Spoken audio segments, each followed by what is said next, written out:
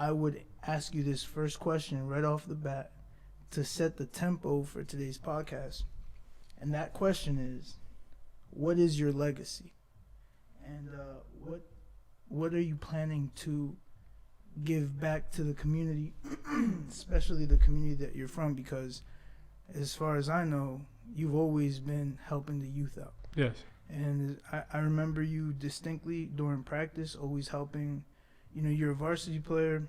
Well, I think you were playing varsity like as a sophomore, and you've always been giving back to the kids your age, and even the freshmen. I've seen you going in there and lifting with freshmen and helping the freshmen out. So you've always had the spirit of giving back. So my brother, what is your legacy?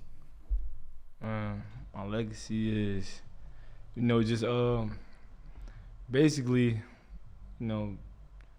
opening up a bunch of like basketball schools, like little like programs and football programs, arcades and stuff like that.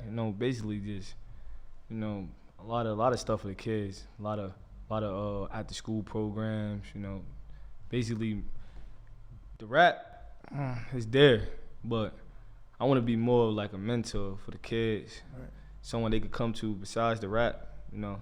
So the legacy is just just being kind of like Kobe Bryant, where Kobe Bryant had a bunch of foundations. Exactly, a bunch of foundations for children. That's about it. Non-profit organizations, just more everything just genuine. Right. Just letting them know that it's genuine too.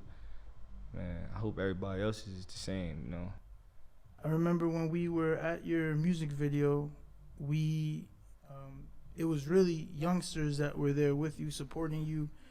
So it appears that you have an appeal towards the younger generation. You have a lot of fans that really, really support you, that are young, like 17, 18-year-olds. Yeah. That really support you. So it's visible that you're bringing children around the industry. The industry of rap. The production aspect of it. I saw you sitting there with one of the young gentlemen, and you were teaching him about the where to stand, and you were giving him direction as to how things work. And I saw that. I thought that was pretty cool. Yeah. So yeah, about that is, I want me growing up. I like looking at music videos, like seeing like artists. And it's not as fun. It's not as fun if you're not there. You know what I'm saying? When you there, it's like, damn, I'm tuned in. Yeah. So when I invite the kids to my music video, it's like, it's not just them watching me on YouTube. They're also watching themselves too. Right. So it's not just them going to school saying, let's watch Turnup music video. Is let's watch me too. Right. Yo, watch me dance. So, so growing up, I feel like it wasn't no artists where I'm from. So more than likely, it's like I want them to feel like they could come to me. Like I said before, they could come to me and they could be in this music video and dance. Where you from? Where's that? St. New Jersey, downtown, right. 6th Street. Right. Yeah, you're right. I haven't heard of any artists. And you don't see many artists, and let alone see artists that are supporting the community, their own people.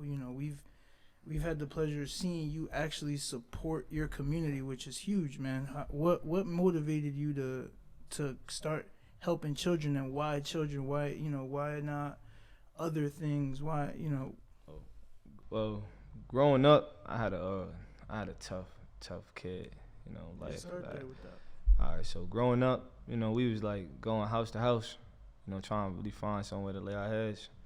I come from the shelter. I was living in the shelter and stuff, so it's like nobody gave me none. I seen nobody gave my mom none. I seen my mom go through the most, no father being there, so single parent raising 7 kids. Nobody really there to help her. Wow. So it's like my mom's like she's strong. So it's like I wanted to grow up and be like, yo, when I see kids, you could tell a kid story by just looking at them. I could tell that kid don't got nobody in his life, and like, know what I mean? He don't got nobody really guiding him at home, so they don't have that. So I want to be that guy and that be like, yo, bro, like you don't gotta choose this life, you know, like I love doing that. You feel me? I reply to all the kids in my DM. They hit me up, they talk, they vent, they say they need anything, they need sneakers, I give it to them because I ain't had nobody to go get no sneakers when I was young. I wish I did though.